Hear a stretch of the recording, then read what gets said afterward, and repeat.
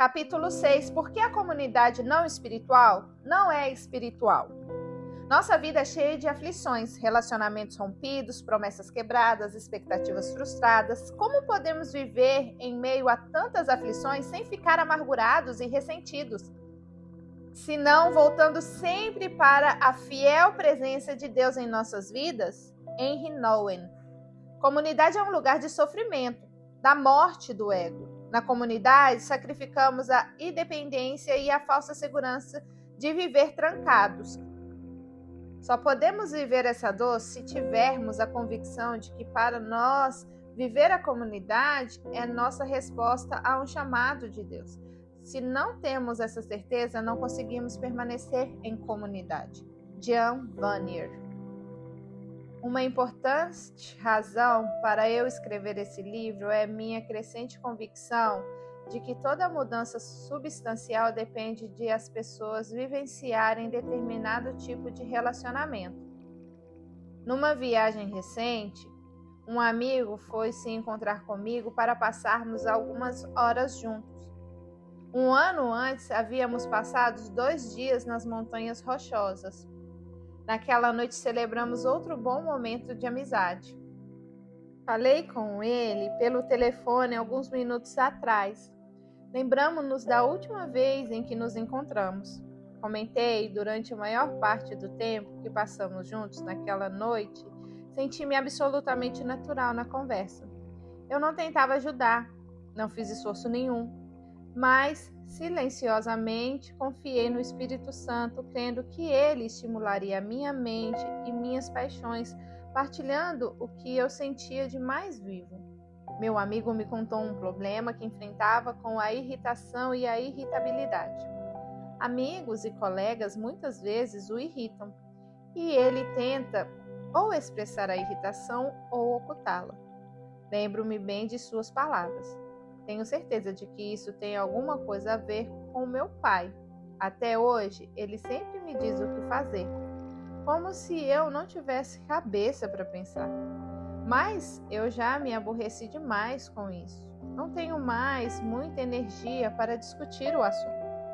Não dei interpretações nem conselhos. Quando nos ajoelhamos para orar no final do nosso encontro, pedi para que Deus dissolvesse a irritação e liberasse a beleza da paciência no coração desse meu amigo.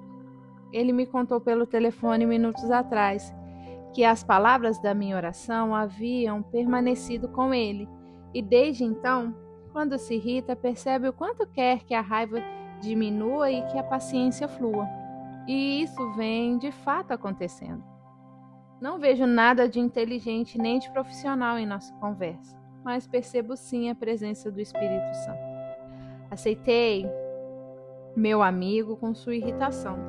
Não tentei resolver o problema dele pela interpretação da dinâmica subjacente ou por técnicas terapêuticas.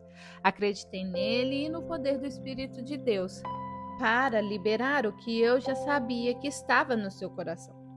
Quem sabe algo tenha saído de mim para influenciar poderosamente meu amigo. Mas não houve pressão, só liberdade. A liberdade para que ele se torne quem realmente é. É uma coisa ou outra, pressão ou liberdade. As duas não podem existir ao mesmo tempo. Há mais de 100 anos, supomos que problemas emocionais como a irritabilidade insensata e crônica têm uma causa subjacente que se pode chamar adequadamente de distúrbio psicológico.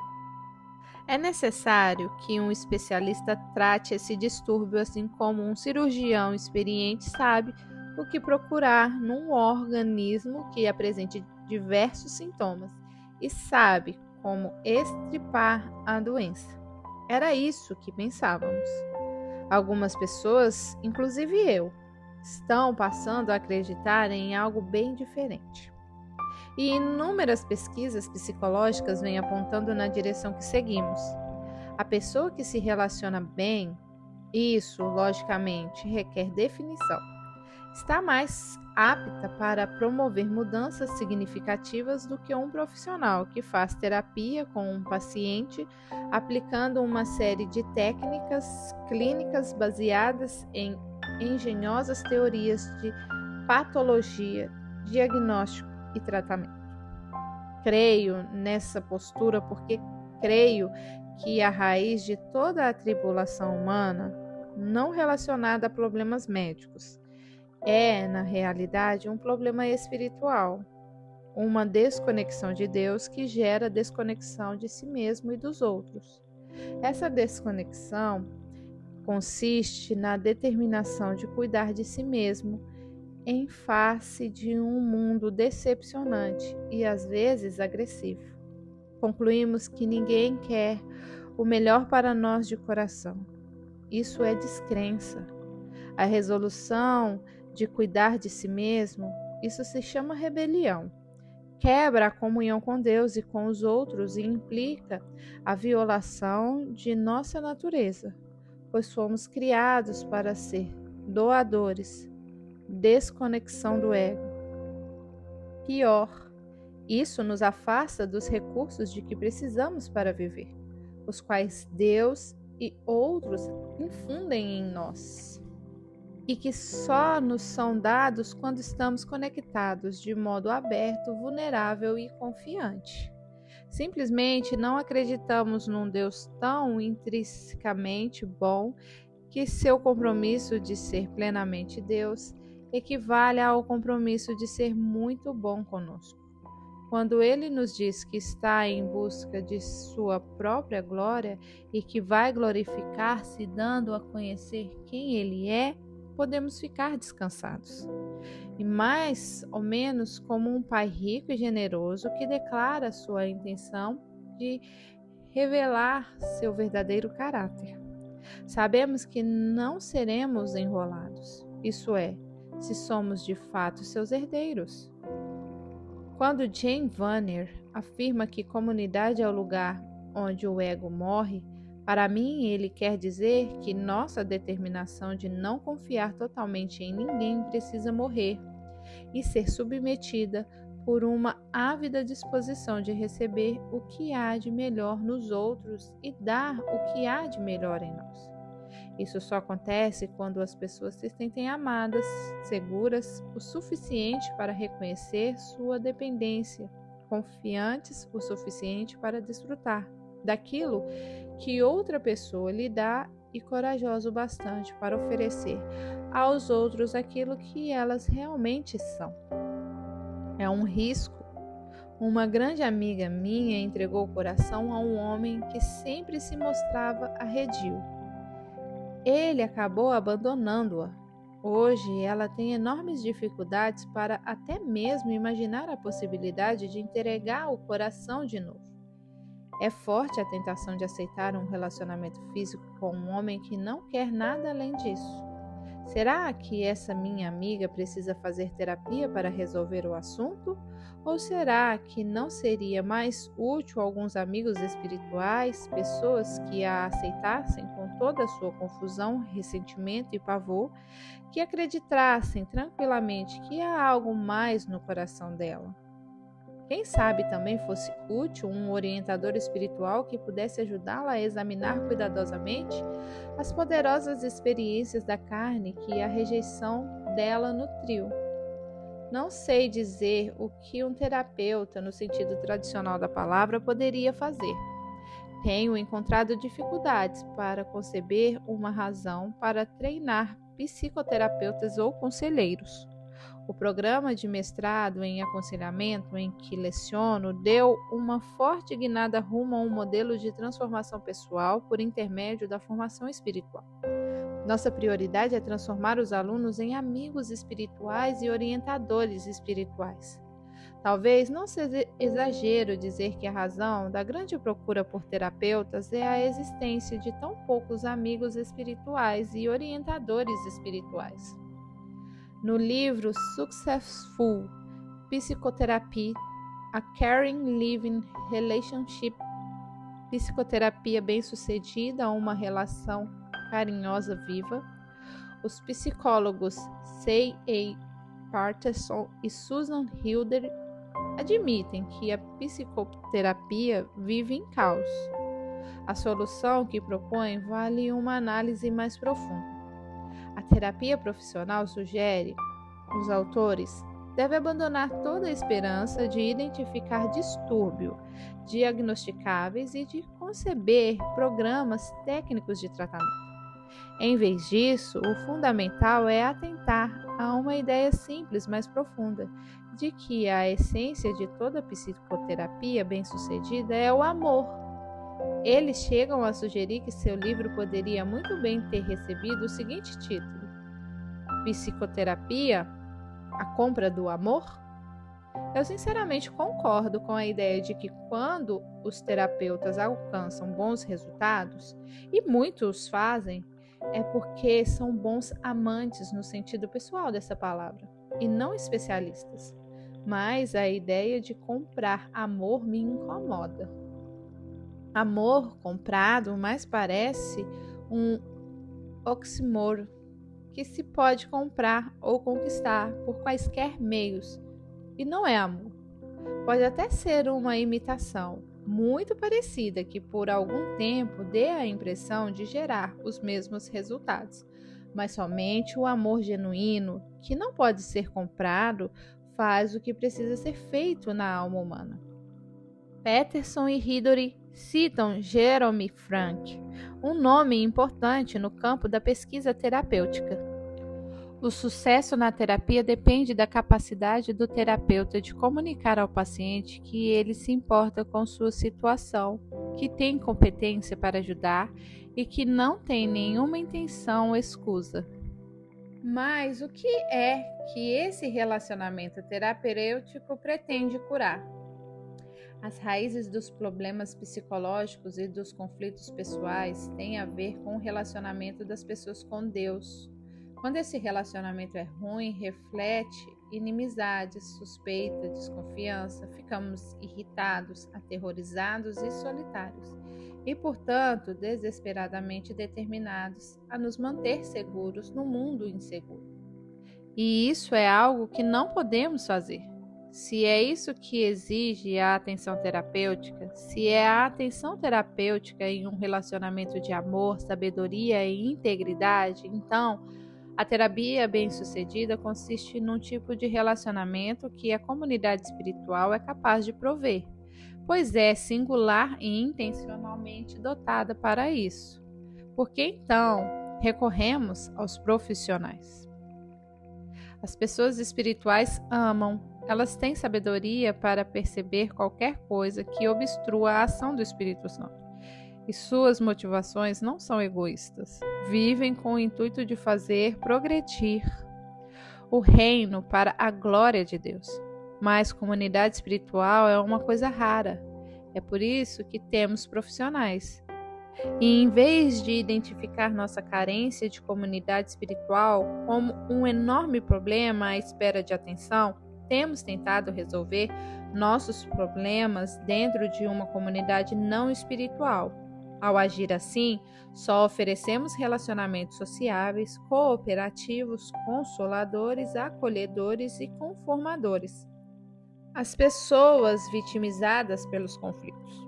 Por trás de todos esses problemas de distúrbios alimentares e distúrbios dissociativos de identidade, a sensação de irritabilidade e recaídas ocasionais na pornografia, está um orgulhoso espírito de independência, que é a nossa tola reação ao terror da solidão.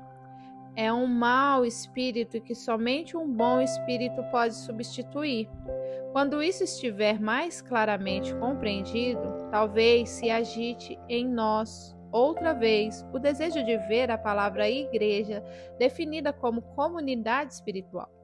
Talvez então vasculhemos a complexibilidade humana e encontremos um canto de comunidade segura, voltando repetidamente para a fiel presença de Deus em nossa vida.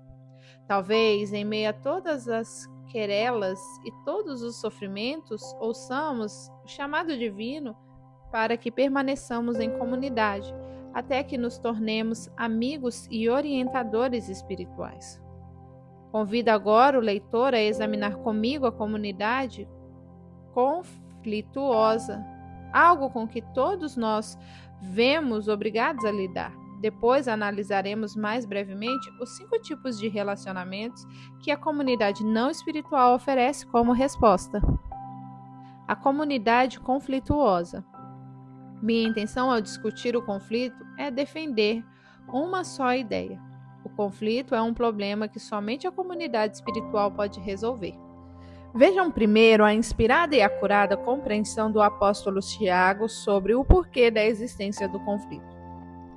De onde procedem guerras e contendas que há entre vocês? De onde, senão dos prazeres que militam na nossa carne? Cobiças, e nada tendes, matais e invejais, e nada podeis obter. Tiago 4, verso 1 e 2. Os conflitos surgem quando as pessoas têm interesses opostos. Interesses concorrentes, nos quais algo profundamente pessoal está em jogo. Nunca acreditei facilmente na minha capacidade de fazer alguma coisa bem feita. Para relaxar antes, durante e depois de uma conversa, preciso estar absolutamente convencido de que aquilo que tenho para dizer me foi dado pelo Espírito. Quando perco no xadrez, acontecimento razoavelmente frequente, um pensamento passa pela minha mente. Esse é um esporte que exige raciocínio. Sua mente não é tão perspicaz. Do medo nasce um interesse profundamente pessoal, a exigência de que eu seja confirmado. A estrutura do conflito já está armada. Não sei, na realidade, de onde veio essa tendência. Os meus pais me amam, têm orgulho de mim e sempre apoiaram tudo o que eu quis fazer. Mesmo assim, não sou nunca fui uma pessoa confiante. Quem sabe as raízes sejam mais profundas do que minha própria experiência. Acho que são. Quando examinamos nossos passados para discutir o motivo das nossas atribulações, em geral, não recuamos o suficiente. Precisamos voltar até a própria concepção. Todos nós entramos na vida com uma grave deficiência. Não confiamos em ninguém e nossa tendência mais arraigada é sugar da vida o que necessitamos, ao mesmo tempo nos protegendo das decepções e ameaças. Surpreso, percebo que essa é uma deficiência substancial se o nosso destino for viver em verdadeira comunidade. O sociólogo Ashley Montuga pensa diferente. Minha interpretação da evidência me leva a concluir que o homem nasce bom e é constituído de matéria tal que desde o nascimento precisa cultivar e desenvolver suas potencialidades de benevolência. Todas as evidências reunidas por pesquisadores competentes indicam que o homem nasce sem o menor vestígio de agressividade.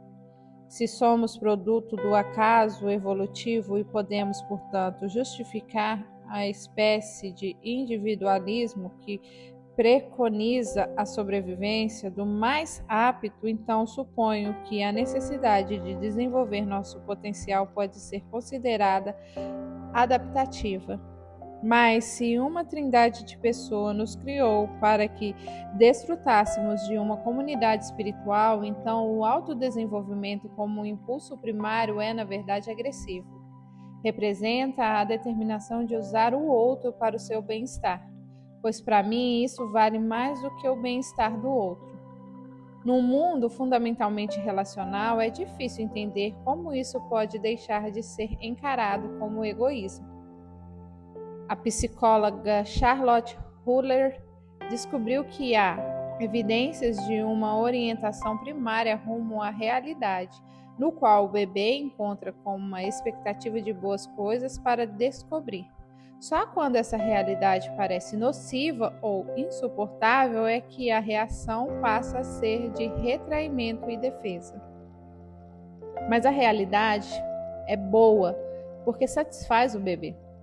E essa é nossa definição natural de bondade.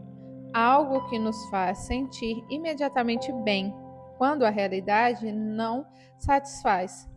Despertar-se o ímpeto de se proteger do mundo em vez de se doar a ele. Um impulso que até então jazia dormente.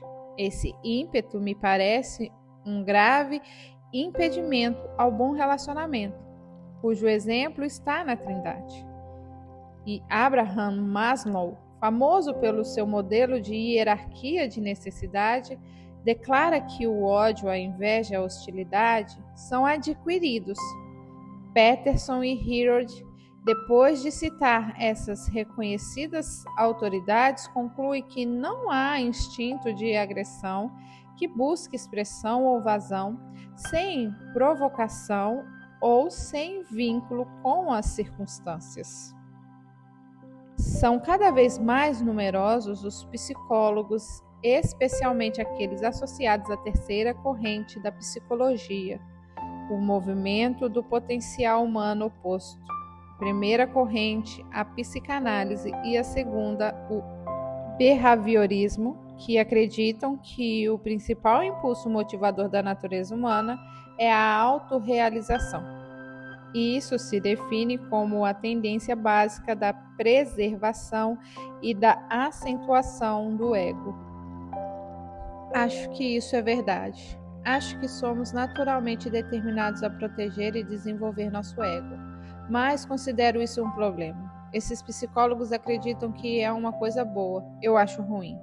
Se Deus nos criou e se Ele é bom, então por que nosso principal ímpeto não seria celebrá-lo, imitá-lo, conhecê-lo e revelá-lo?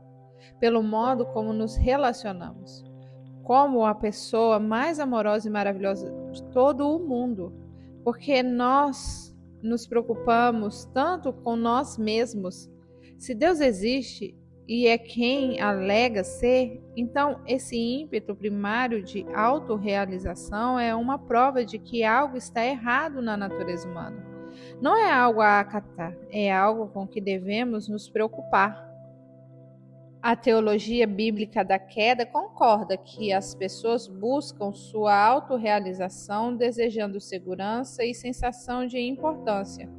Mas esse fato é um problema terrível. Num universo trinitário onde a realidade final é um relacionamento centrado no outro, o ímpeto prioritário da autorrealização é egoísta e está em descompasso com o modo como as coisas devem ser. Quando entro num grupo, tenho aguda consciência de como as pessoas reagem a mim. Tenho dificuldade para acreditar que sou querido e amado. Se alguém parece gostar de mim, sinto-me atraído por tal pessoa. Se sou criticado ou desprezado, algo dentro de mim desmorona e então se transforma em raiva e autoproteção. Sem dúvida nenhuma, essa tendência pode ser vinculada a uma variedade de constrangimentos vividos na infância, como a gagueira e o sentimento de exclusão social como cristão entre uma maioria de colegas descrentes que não me convidavam para suas festas. Mas essas experiências apenas moldaram meu ego, não o criaram. As análises das influências modeladoras da minha infância podem me ajudar a mudar esse meu egoísmo em expressão mais eficaz e podem ajudar a curar minha ansiedade social, mas nenhuma análise tem o poder de transformar egoísmo em preocupação com os outros. Isso exige um auxílio mais poderoso de outra fonte. Exige a dádiva de uma nova natureza. Todos carregamos conosco alguns profundos bolsões de mágoas vividas, lembranças de momentos dolorosos em que nossa autoestima esteve a ponto de naufragar. Esses momentos nos ensinaram a definir vida como todas aquelas experiências que nos dão um senso de autoestima. E morte é tudo aquilo que destrói a autoestima. Com esses conceitos de vida e morte, bem e mal, vivemos para nós mesmos e a comunidade se arruma. Quando eu estava na 8ª série, peguei a bola de basquete no início do jogo e corri para o lado errado da quadra para fazer a cesta. E fiz. Senti-me humilhado. Aquilo era a morte. A vida desse dia era jamais cometer um erro, agir bem e ser aplaudido. Mas como fazer isso? Eu precisava estar continuamente vigilante para evitar erros bobos. Precisava trabalhar realmente duro para fazer as coisas bem feitas. Na semana passada, conversei com uma aluna da minha aula de aconselhamento sobre um problema que ela enfrentava. 60 alunos observavam. Lembro-me de ter pensado em algo que me parecesse perspicaz e inteligente. Imediatamente falei: por quê? Para abençoar a aluna, não para marcar 2 pontos, na cesta certa.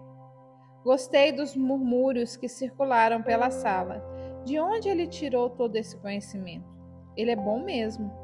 2 coisas resultaram daquilo que eu fiz. Primeiro, arrumei um conflito. A aluna que depois desafiou minha orientação me irritou. Segundo, a energia que saiu de mim voltou diretamente para mim como um bumerangue. Embora meu comentário tenha sido perspicaz, nada de amor fluiu de mim para ela. Meu comentário não tinha força para transformar a vida dela. Não era esse meu intento. Enquanto o nosso primeiro ímpeto for a autorrealização, a satisfação das nossas necessidades, a realização do nosso potencial e o afastamento das nossas mágoas, o conflito continuará à espreita. Quando nossos interesses competem diretamente com os interesses egoístas dos outros, explode o conflito. O que fazemos então? No mundo moderno, dependemos de dentre 5 tipos de relacionamentos para lidar com os conflitos e nenhum deles pertencem à comunidade espiritual. Relacionamentos sociáveis.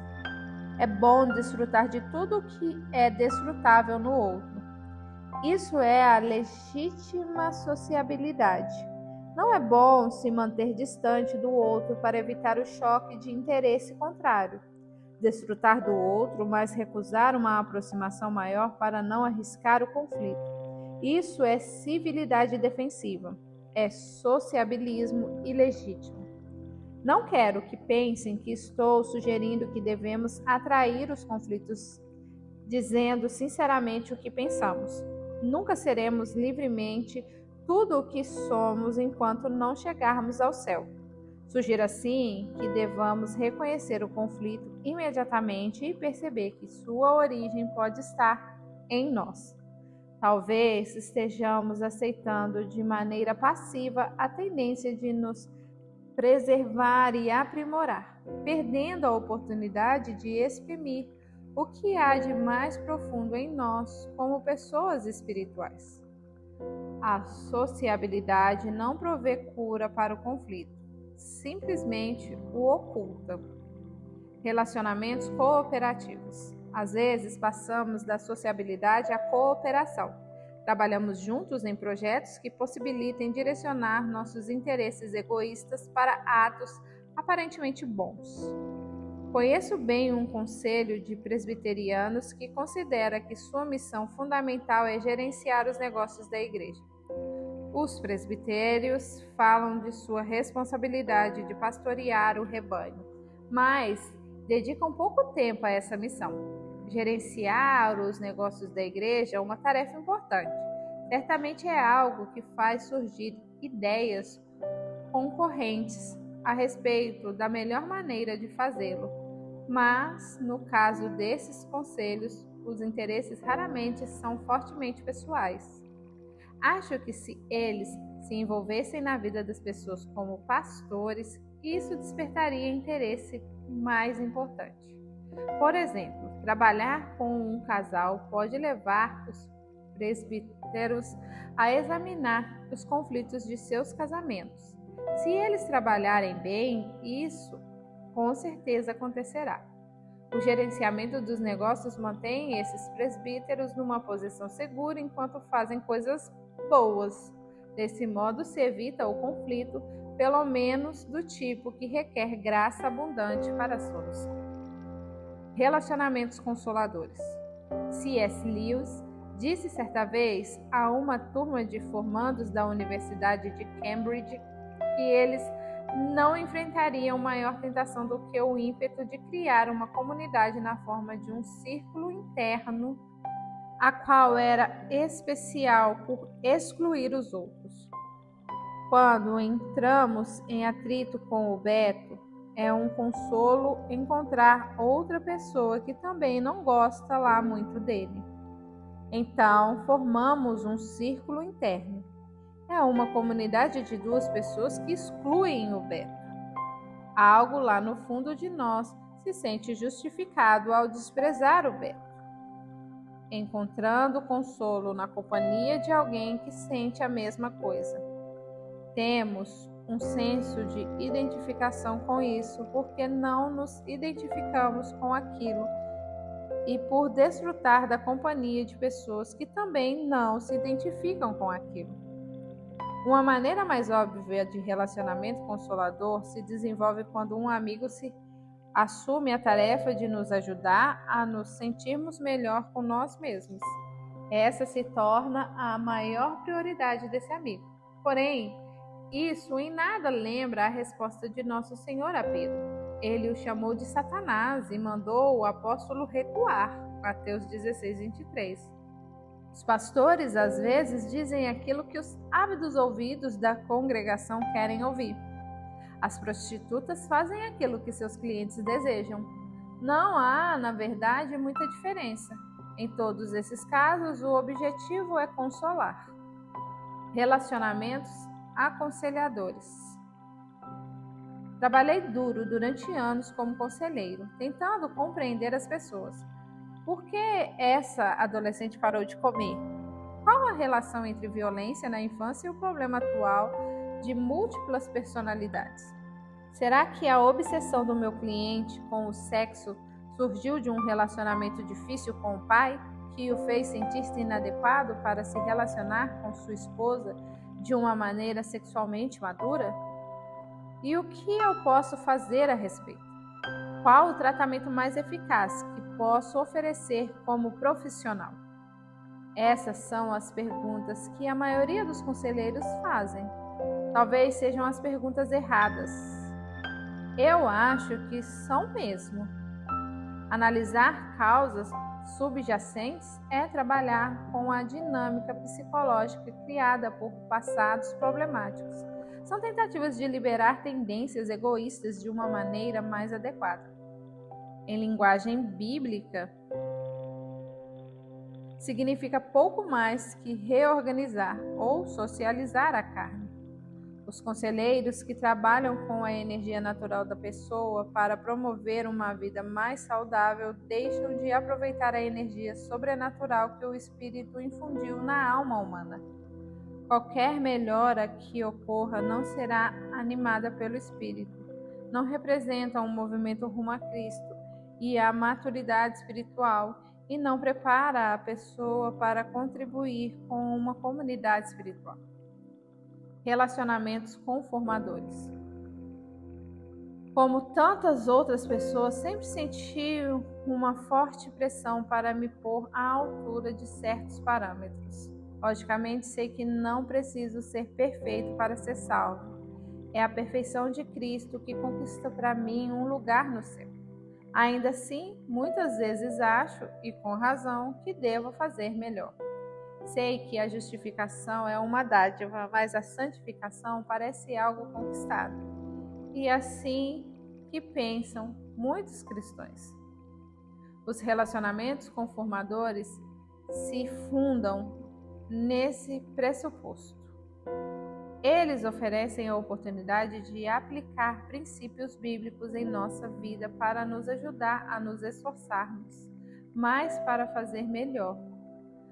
Às vezes, se pensa que o aconselhamento bíblico nada mais é que ouvir a história da pessoa, identificar os pontos nos quais a moralidade bíblica é violada e exortar o transgressor e ajustar seu comportamento aos parâmetros bíblicos. O relacionamento, como eu o defino, desempenha um papel muito modesto neste processo. Cobre a responsabilidade do aconselhado, ore com ele, encoraje-o a praticar as disciplinas espirituais, mas não se preocupe com seus próprios motivos ao fazer o aconselhamento, nem se interesse em saber se seu cliente se sente livre do juízo passado e amado o suficiente para ouvir a canção divina. Conformidade. Faça a coisa certa. É a chave. Não se valoriza muito a liberação dos impulsos espirituais. Minha missão é ver o desenvolvimento da comunidade espiritual na quais amigos e orientadores espirituais se conectam com as pessoas. Desejo muito encontrar comunidades nas quais as pessoas se sentem seguras o bastante para revelar suas aflições, nas quais a visão daquilo que o Espírito quer operar na vida das pessoas as sustentam, mesmo quando estão distantes da comunidade, nas quais a sabedoria de Deus enxerga aquilo que o Espírito faz no momento e o que obstrui esse trabalho, nas quais a vida mesmo de Cristo flui de uma pessoa para energizar a vida que há na outra, oferecendo o afago divino. O que tenho em mente como resposta aos conflitos são relacionamentos fundados na conexão, não relacionamentos sociáveis, cooperativos, consoladores, aconselhadores ou conformadores. Eu já experimentei esse tipo de comunidade. Seu gosto é doce, mas é preciso atentar também ao alerta de Bonhoeffer para que não adoremos a ideia de comunidade e que amemos nossos irmãos e irmãs. E nós nos amaremos de fato uns aos outros quando compreendermos nossos problemas e o que Jesus Cristo fez por nós e em nós, além do que Ele ainda quer fazer em nosso favor. A parte 2 tenta dar ao leitor essa compreensão. Acho que percebemos que precisamos voltar de novo à fiel presença de Deus se quisermos mesmos participar daquilo que o Espírito quer fazer na vida de cada um de nós. E espero que também percebamos que Deus nos convocou para formar uma comunidade espiritual com Ele e com seu povo. Não é uma opção, mas uma ordem. Porém, bem mais que isso, é o maior privilégio e alegria que jamais nos ofereceram.